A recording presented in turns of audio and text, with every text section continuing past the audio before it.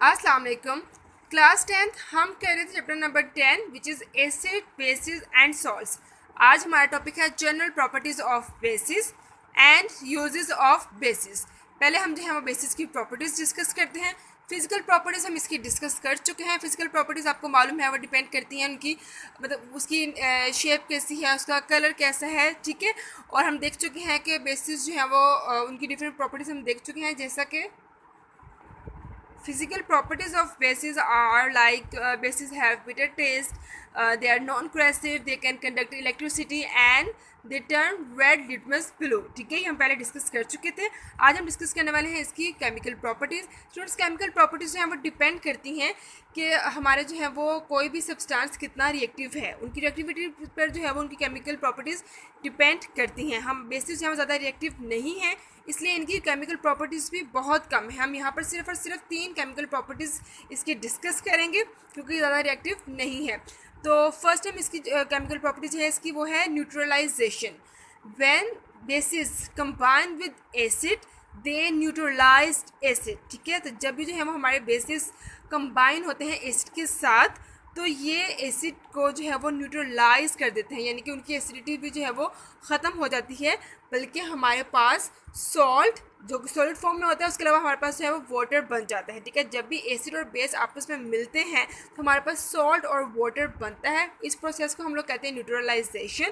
तो अगर इसके हम जो है वो एग्जाम्पल में अगर हम लोग एक केमिकल रिएक्शन देखते हैं तो आई थिंक आपको बहुत अच्छे से हम याद होगा, हम बहुत सारे इक्वेशंस कर चुके हैं। तो अगर हम चलें फिर एक देखते हैं hydrochloric acid HCl when it combines with base NaOH sodium hydroxide it will give, ये दोनों जो है वो एक्वस फॉर्म में, ठीक है। तो and it will gives us sodium chloride NaCl in solid form, okay, and water. ठीक है, तो ये NaCl और वाटर बनाएगा। ठीक है, तो जब भी बेस मिलता है एसिड के साथ it forms salt and water, और इस प्रोसेस को हम कहते हैं न्यूट्रलाइजेशन। ठीक है, तो ये बेस की न्यूट्रलाइजिंग प्रॉपर्टी है कि वो जो है वो एसिड के साथ मिलकर उसको न्यूट्रलाइज कर देता है। ठीक है, तो चलिए अगर हम एक और एग्जांपल देख लेते हैं हम लोग। Potassium hydroxide KOH plus sulfuric acid H2SO4 when they combine with each other they form potassium sulfate and water। ठीक है, तो ये हमारी इक्वेशन बी अब बैलेंस है। ओके स्टूडेंट्स, ये हम 2 इक्वेशंस भी देख चुके हैं।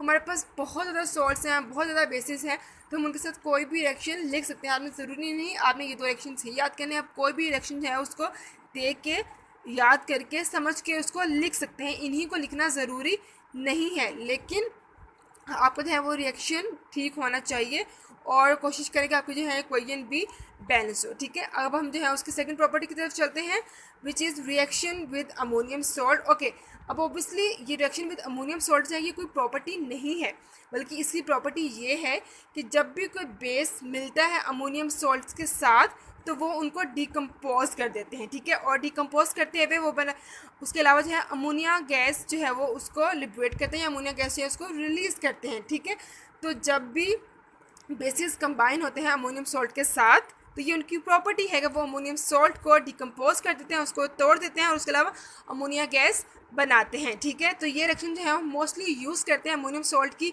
प्रेजेंस को फाइंड आउट करने के लिए, और उसके अलावा जो है अमोनिया गैस बनाने के लिए भी हम इस रिएक्शन को यूज़ करते हैं। ठीक है, तो चलिए इसका हम रिएक्शन देख लेते हैं। अगर हम लोग अमोनियम क्लोराइड ये अब ओबियसली अमोनियम सॉल्ट है NH4Cl in aqueous form। ठीक है, when it combines with sodium hydroxide NaOH it will gives us a salt NaCl ammonium which will be in aqueous form, okay, and it will liberate ammonia gas. ठीक है, NH3, तो मैं आपको कह रही हूँ कि ये लिबरेट करेगा। ठीक है, मतलब ये गैस की फॉर्म में होगा। ओके, और उसके अलावा हम यहाँ पे इसको एरो जाहिर करते हैं कि ये जो है वो हमारे जो भी हमारा कंटेनर होगा, जो भी हमारा सिस्टम होगा जहाँ पर ये रिएक्शन हो रहा होगा वहाँ से ये गैस बाहर रिलीज़ हो जाएगी। ठीक है, उसके अलावा बनेगा हमारे पास पानी H2O in aqueous liquid form. ठीक है, ये एक्वस फॉर्म। ओके, अब हम इसकी थर्ड प्रॉपर्टी देखते हैं। Third property of bases are they form precipitates. ठीक है, जब भी हमारे बेसिस जो हैं वो मिलते हैं किसी भी हैवी मेटल्स के साथ तो वो हाइड्रोक्साइड के प्रेसिपिटेट्स बनाते हैं। ठीक है, अब प्रेसिपिटेट्स क्या होते हैं? प्रेसिपिटेट्स स्टूडेंट्स वो सॉलिड ज़रात होते हैं जो कि बिल्कुल नीचे बैठ जाते हैं। हमने 9th क्लास में पढ़ा था सोल्यूशन, क्लाइड्स, ठीक है, और मिक्सचर। उसमें देखा था कि जो हमारे सस्पेंशन में क्या होता है, जो नीचे एक तय में बैठ जाते हैं कुछ भी मटेरियल, उसको हम लोग प्रेसिपिटेट्स कहते हैं। ठीक है, तो आज हम देख रहे हैं कि बेसिस जब कंबाइन होते हैं सॉल्ट्स ऑफ हैवी मेटल के साथ तो वो इनसॉल्युबल हाइड्रोक्साइड के प्रेसिपिटेट्स बना देते हैं स्टूडेंट। ओके, अब हमने जो है वो नेक्स्ट टॉपिक में हमने पढ़ने हैं टाइप्स ऑफ सॉल्ट्स और डिफरेंट सॉल्ट्स की प्रेपरेशन वगैरह। तो उसमें हम देखेंगे कि डिफरेंट सॉल्ट्स किस तरह से हैं। तो सॉल्ट्स के जो है वो डिफरेंट टाइप्स हैं। तो उसमें जो है वो हैवी मेटल्स के सॉल्ट्स की हम बात करें कि जब सॉल्ट्स जो बने होंगे हैवी मेटल्स से, हैवी मेटल्स कौन कौन से हैं? हैवी मेटल्स हमारे पास हैं like copper, iron, zinc, lead, calcium, ये सारी जो है वो हमारी हैवी मेटल्स हैं। तो जब इनके बने हुए सॉल्ट्स के साथ बेसिस कंबाइन होते हैं तो इनसॉल्युबल हाइड्रोक्साइड जो है वो प्रेसिपिटेट्स बन जाते हैं। ठीक है, अब हम देखते हैं कि अच्छा स्टूडेंट्स, हम जो है वो इसके थ्रू पहचान भी सकते हैं कि हमारे पास किस सॉल्ट, हमारे पास कौन सा सॉल्ट है या फिर हमारे पास कौन सी हैवी मेटल का सॉल्ट है। ठीक है, तो हमारे जो है वो इन बेसिस के थ्रू जब हम रिएक्शन करते हैं तो वो डिफरेंट कलर के प्रेसिपिटेट्स आते हैं। जैसे कि अगर हम जो है वो रिएक्शन करवा रहे हैं copper sulphate plus sodium hydroxide, यानी कॉपर सल्फेट, कॉपर जो है ये हमारा कॉपर मेटल है। जब किसी मेटल सॉल्ट का रिएक्शन हो रहा है बेस के साथ तो कॉपर हाइड्रोक्साइड बनेगा। ठीक है, प्लस जो है वो सोडियम सल्फेट बनेगा। उसके अलावा हमारे पास ब्लू कलर की प्रेसिपिटेट्स बनेंगे। ठीक है, तो जो हमारी टेस्ट ट्यूब होगी उसमें हमें ब्लू कलर के, इसको हम पीपीटीज या फिर इसको हम कहते हैं प्रेसिपिटेट्स, हमें नज़र आएंगे। ठीक है, तो जब जिंक क्लोराइड रिएक्शन करेगा बेस के साथ तो हमें वाइट कलर के प्रेसिपिटेट्स नज़र आएंगे, वाइट प्रेसिपिटेट्स। ठीक है, ओके, अब ज़रूरी नहीं कि सबका जो है वो डिफरेंट कलर ही हो, लेकिन मोस्ट ऑफ का जो है वो डिफरेंट कलर होता है। ठीक है, आयरन क्लोराइड का जब रिएक्शन होगा बेस के साथ तो हमें तब नज़र आएंगे ब्राउन कलर के प्रेसिपिटेट्स। तो अगर हमें लेट्स सपोज हमारे पास अगर हमारे कोई सॉल्ट है, हमें नहीं मालूम कि वो कौन सा सॉल्ट है, वो किस हैवी मेटल का सॉल्ट है, तो जब उसको हम रिएक्शन करवाते हैं बेस के साथ तो अगर वहाँ पे हमारे ब्राउन प्रेसिपिटेट्स शो होंगे तो इसका मतलब होगा कि हमारे पास आयरन क्लोराइड मौजूद है। ठीक है, तो नेक्स्ट हम देखते हैं लेड नाइट्रेट का जो हम रिएक्शन करवाते हैं बेस के साथ तो हमारे पास तब भी वाइट प्रेसिपिटेट्स हमें शो होंगे। ठीक है, इसके भी हमारे पास वाइट प्रेसिपिटेट्स होंगे। अगर हम रिएक्शन करते हैं कैल्शियम क्लोराइड का बेस के साथ तो तभी हमें जो है वो वाइट प्रेसिपिटेट्स शो होंगे। और लास्ट वन इज जब रिएक्शन होगा आयरन सल्फेट का बेस के साथ तो हमारे पास ग्रीन कलर के प्रेसिपिटेट्स शो होंगे, जिसको हम लोग ऑलमोस्ट, इसको हम डर्टी ग्रीन भी कहते हैं। ठीक है, गंदा सा ग्रीन कलर जो है वो हमारे पास शो होगा, जिससे हमें पता चल जाएगा ये हमारे पास आयरन सल्फेट है। ओके स्टूडेंट्स, हमने ऊपर देखा था आयरन क्लोराइड, जब आयरन क्लोराइड होगा सॉल्ट हमारे पास तो हमारे पास ब्राउन पीपीटीज आएंगी।